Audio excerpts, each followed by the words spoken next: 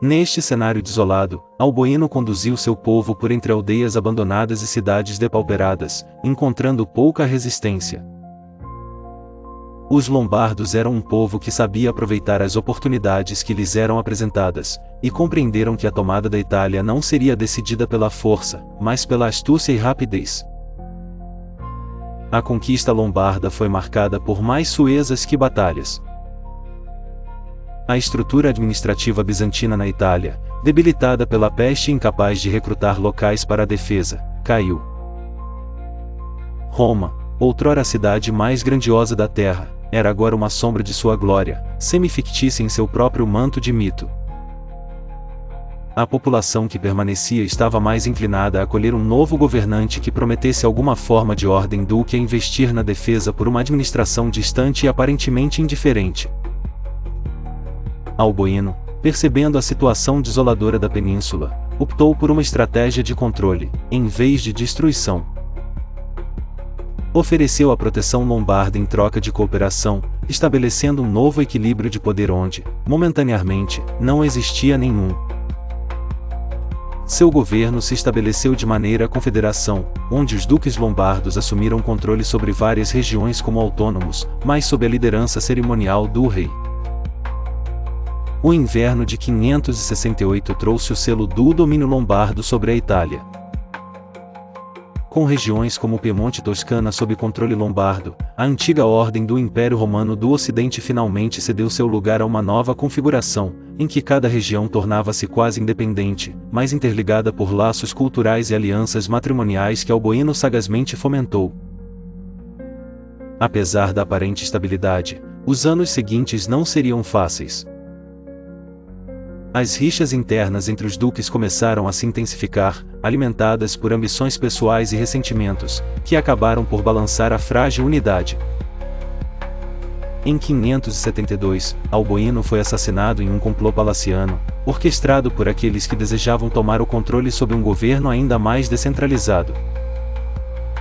Sua morte marcaria o início de uma série de rupturas dentro do reino lombardo. Com seu assassinato, o papel dos lombardos na Itália adentrou uma nova era de fragmentação e desafio, com os novos governantes enfrentando dificuldades em manter o controle sobre os territórios que haviam conquistado tão facilmente.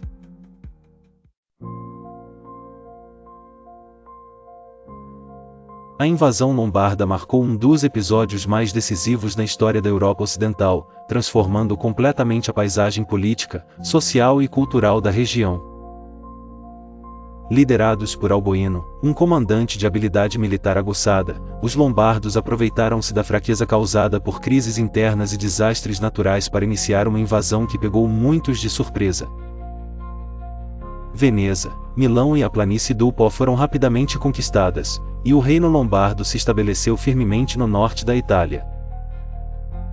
O avanço dos invasores foi tão rápido que até o próprio Alboino ficou surpreso com a facilidade com que suas tropas se moviam pelo território. Em questão de semanas, a Itália estava dividida irremediavelmente, um território até então sinônimo de força e unidade sob a velha Roma. Os bizantinos, remanescentes do sonho de Justiniano de restaurar a glória romana, foram capazes de manter controle apenas sobre partes da costa e algumas regiões meridionais.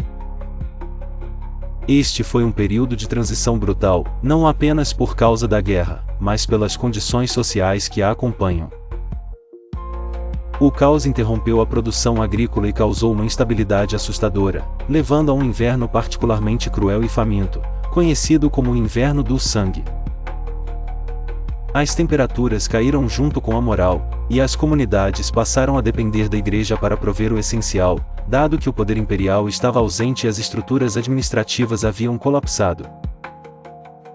Neste cenário de desolação, o Papa Gregório, o Grande, emergiu como uma figura crucial.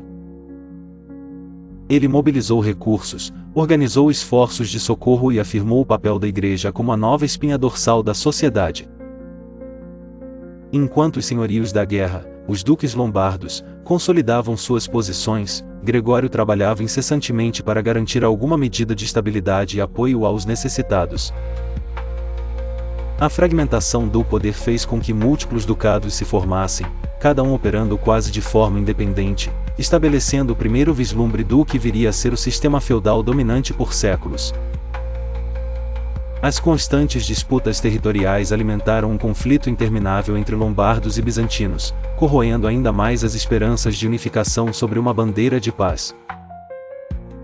O episódio 3 da história pós-queda de Roma não é apenas uma sequência do que ocorreu após catástrofes naturais, destacadas no episódio 2, mas uma peça-chave que fecha o ciclo da antiguidade e marca a entrada na Idade das Trevas.